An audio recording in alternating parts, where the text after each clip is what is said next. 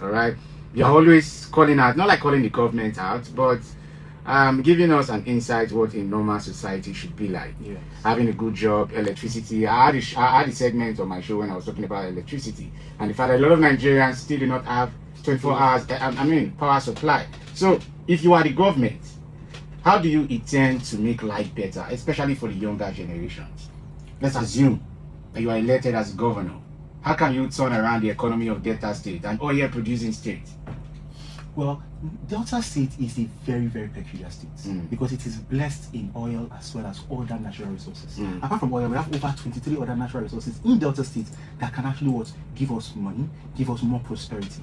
But so far, you can see that the governor as well as the president have been pumping a lot of money into Delta State, with Delta becoming the highest state collecting FAAC, which is the federal allocation that goes to states, right? Even surpassing other states like River State and even Lagos State, right?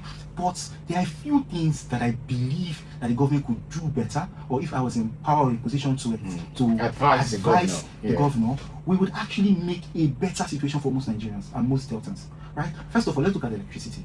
The electricity in Delta State is really, really poor. Even when you look at the electricity in other states, if you look at River State has opportunities whereby there's federal line, there's band A, there's band C, there's band B. And then even when there are situations whereby there is a power grid or national grid faults, because you know the national grid only collapses every 10 minutes, right? Right? You still have opportunities to get light. It might not be 18 hours, but it is it is stable, it is consistent. With that, businesses can thrive.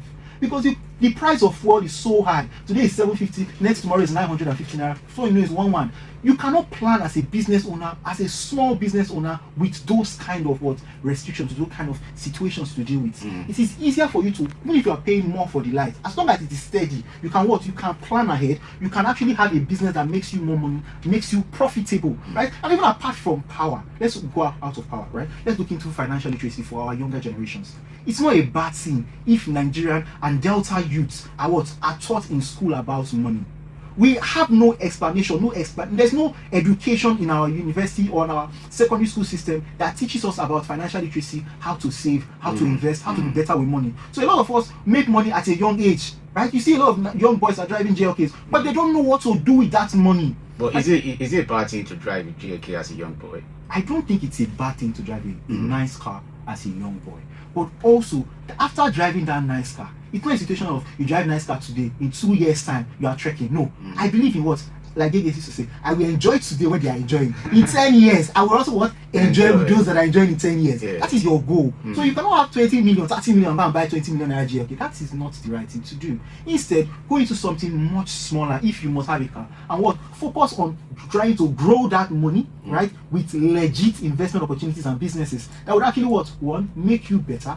Two, find a way to make sure that most Deltans actually benefit too, because if you open a business today, there are more job opportunities for Deltans. So it helps Nigerians, it helps Deltans grow with a lot more financial literacy in our universities and our secondary school, right? Lastly, just to put it out there, the US has something they do whereby each US citizen that was born since President Trump came into power gets $1,000 investment at birth. The idea is that when the person is at 18, it will have compounded for years. That would be at least up to $150,000, $180,000. So that what happens? They can use that as a startup capital for their life. If we as Deltans can do the same for our kids, for the next generation, imagine what that would do. They put that money in the stock market or in mutual funds or in pension funds, so that the active managers, right, professional managers, manage this money to the best of their ability. At the end of the day, the next generation of Deltans will have something to fall back on. Without anything, with this, there will not be multidimensional poverty, because those that want to use the money to go to school, they can use it to get education. Those that want to use the money to start businesses, they can use it to start businesses. So now you have a lot of industries coming into the economy. So I think it's a great opportunity if the Delta State government can look into these opportunities that are out there. They are low-hanging fruit that we can just pick out of and make. All right, thank you very much for advising the governor. I wish the governor is listening to us right now.